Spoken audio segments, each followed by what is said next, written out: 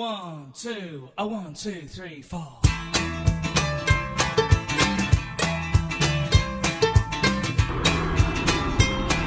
And this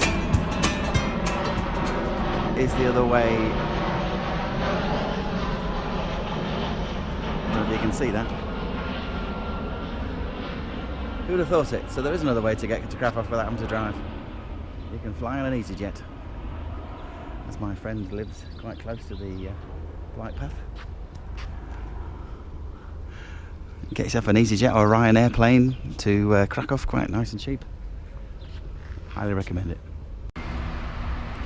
Okay, hello. We are at Katowice charging point again, as you can see. Just speaking to my German friend there, who does lots of miles. Don't normally see so many of the Teslas. But the thing I'm trying to work out now is how to get to Warsaw and Gdansk. So let's have a look. I have put a tweet out to see if anybody's there. So let's have a look at the map. We'll do our Joey moment.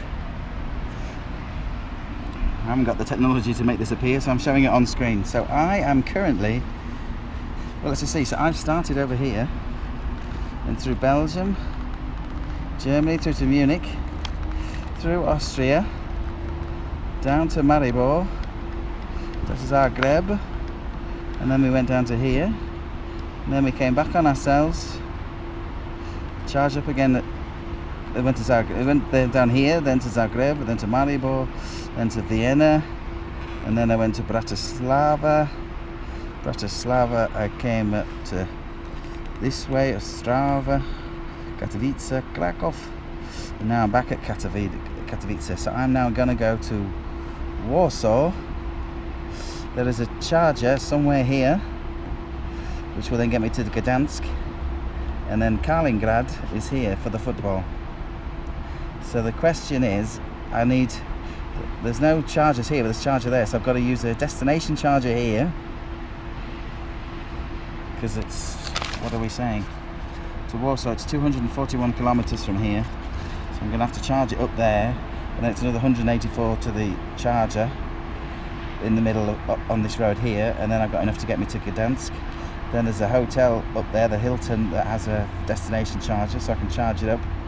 So the question is whether but from Gdansk into Russia, that's 168 kilometers, which is about, so it's 100 miles to Kaliningrad from here. So I could do it in a car and then come back, because if I do it on a bus, it's an entire, like a 24-hour trip of slow and then waiting for everybody else and getting back on the bus and everything else. It would be a lot easier for me to just drive it. There are actual chargers here. There are chargers here, but not Tesla ones. I could get a little top up here, and then I just need to get back onto there, and then we're back in the game again. Decisions. Answers on a postcard, anybody? Okay, so here we are. I've arrived in Warsaw. There is no superchargers in the capital city of Poland, which is a bit odd, but there are destination chargers. So here I am at Galeria, whatever it is, the big shopping centre in Polska. So we're charging away. So it's charging at 100. It's a 22 kilowatt charger. It's charging at 100 odd kilometers an hour. So that's not too bad.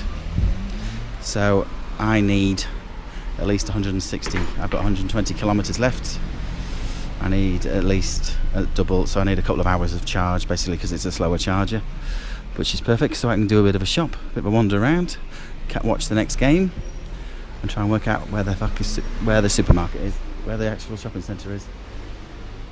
Okay, let's go wandering. So this is their metro centre, Polish style. Okay, so something that EVs and ICE cars have in common, unfortunately, is they break down, as you can see. So in a highly inconvenient place on a bypass, but it's got absolutely nothing to do with its electric capability, as I have practically a full battery. But the one thing I wasn't entirely aware of with the Tesla is it doesn't have a spare tyre. and I have spectacularly put a hole in my tyre.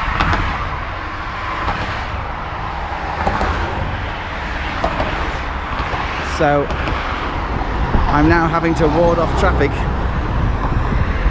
which is why that international triangle is there. And I'm speaking Polish to some guys to help me get it out of the way. So yes, so I had a breakdown in an EV, but hold off Daily Mail, it's not because of its electric capability, it's because I got a well, I say flat tyre, that's a fairly major ripping it off the rim. And as you can see down here, the road is not great, but the front wheel went over it, but the back wheel just got completely and utterly sliced.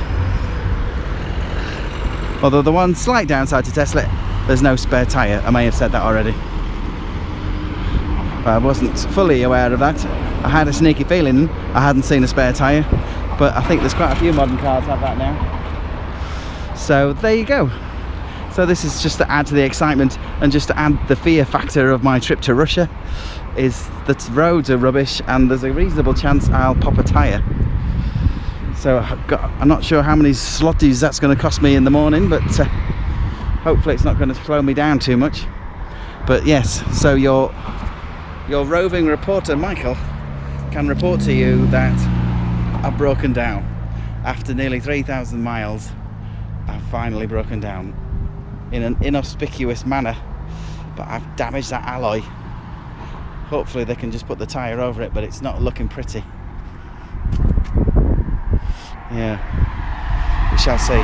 Anyway, that's it from me. I've got to get in the lift with a big gruff Polish guy who doesn't speak any English, as I've had to speak to his son. So we'll see how that one goes. Okay, we shall speak soon.